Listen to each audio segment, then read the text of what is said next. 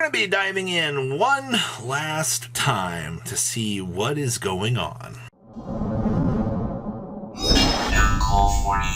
Make sure you guys smash the crap out of that subscribe button so you guys don't miss out more on us content. Now, the first list we're going to be looking at here is Fire King Tri-Brigade. This is the first list that I have seen out of the OCG where they're playing the Tri-Brigade cards with the Fire King stuff. And honestly, I feel like this build is a little bit of a takeaway from what you kind of expect the OCG version of the deck to do. You know, with Promethean Princess, the free link climbs that the deck has, it is a different creature, it feels like. And the fact that we're seeing, you know, that little bit of, I guess, trying to overlay the consistency of that.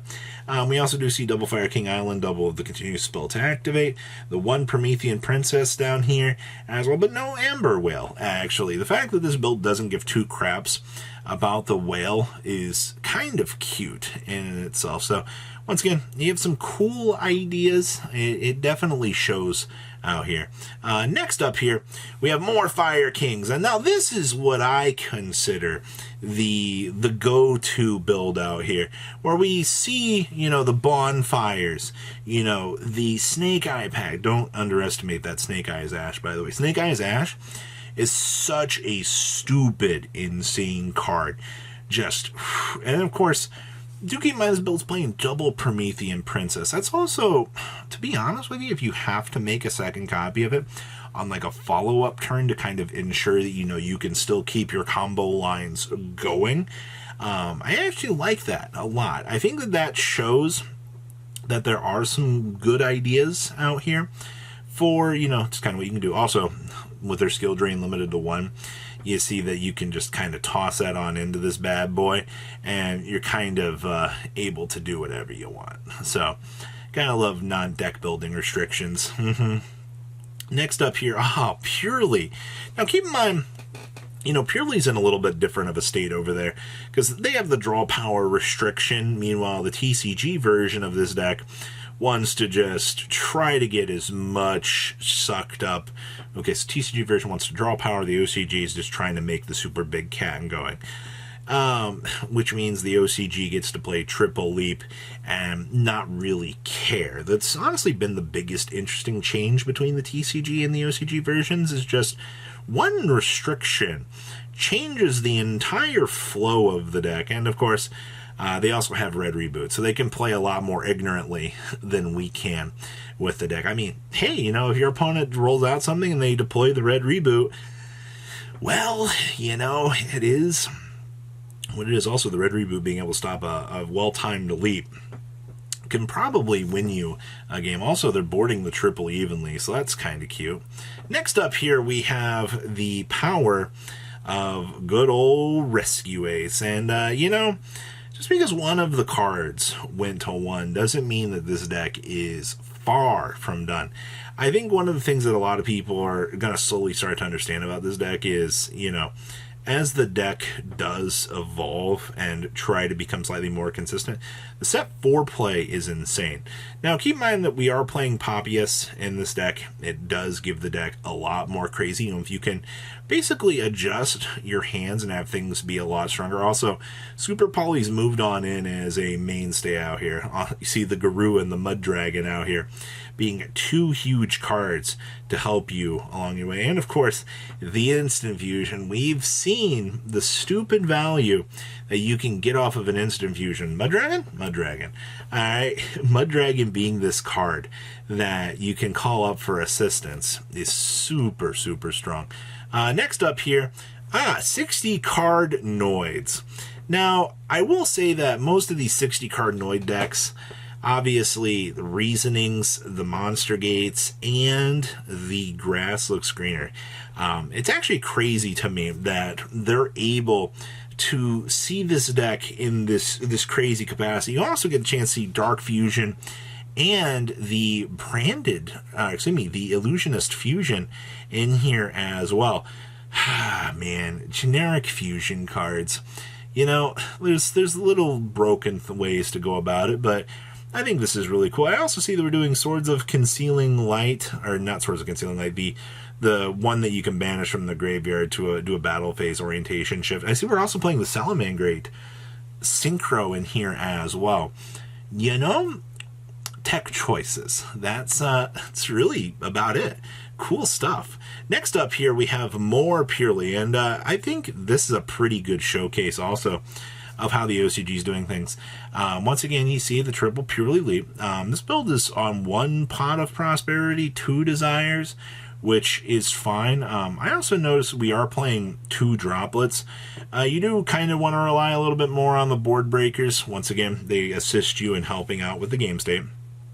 Side deck, we are playing the 1 Thrust with 2 different Dimension Grounds, and we're also side decking Dark Ruler No More here as well. And I see Cosmic Cyclone getting the chance to kind of do its thing.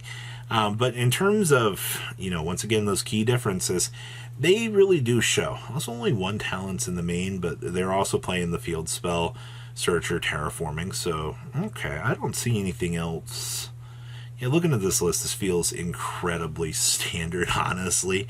So, you gotta love standard decks. Okay, next up is Novox and Friends. Now, I'm really looking forward to this deck.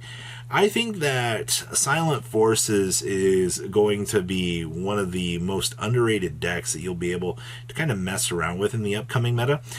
Triple Extrav, sure, you don't really care about your extra deck too much. You do have the Herald interactions for sure, but it's okay. Also, the pre-prep value that this deck gets is an entirely different creature. We're also able to side summon limits down there as well. Gotta, you know, control the opponent. You know, we were left with 1 Floodgate, and I do think that summon limit, you know, making sure that your opponent can't extend too far actually is going to be a huge help. Also with the Lancius to assist this deck as well. Outside of that, the Trice Harakiri is pretty good. Main decking the Harpy's Feather Duster, one of the trap card for Silent Forces. That's been also pretty normal, I feel like, at this point too. So okay, next up here is 60 card Noids Take 2. And once again, this build cut off a lot of the fat. There's no longer, you don't have the reasonings, you don't have the monster gates. You still do have the grass in here, but you're able to play the deck a little bit more, I would say, consistently. You also have the Mseti Horus package in here as well, and the Snake Eyes package. Being able to have the Snake Eyes stuff to assist you in helping gas up these boards is really going to help. Siding the 1 Crossout Designator is fine. We also side the triple Thrust and the 1 Talents. Technically, being able to thrust into a grass can steal you a game, and that is something that you should not be able to do. But you know what?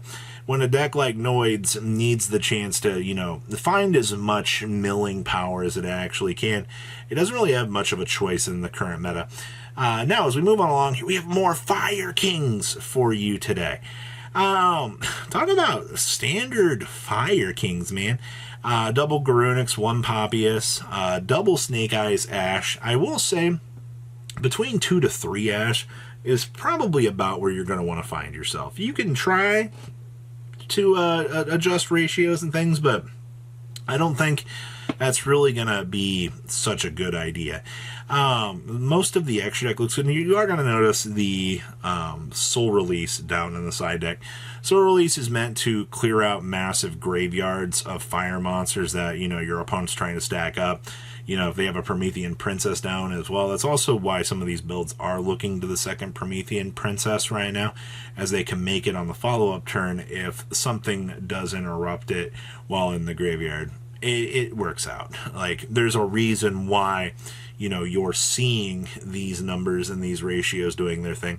And then we have the Salamangreat deck, aka Kaiser Coliseum BS. You know what your opponent loves more than not getting the chance to play the game? The chance to play the game with 1 monster that you just wheeled on over to their field. Yep, that's right. You get the chance to tell them what they can do with the Weasel. Yes, that's the whole point of this deck. All right, you can do full Salamangreat combo setup and then end on Kaiser Coliseum with a Weasel on their field. Is it fun? Fair? Nope, absolutely not. But it's what you get. It's the power of Salad. So what do you guys think about They're meta. Leave a comment down below. Tell me what you guys think. And I'll see your beautiful faces back here later today, guys. Peace out. Patrons, thank you.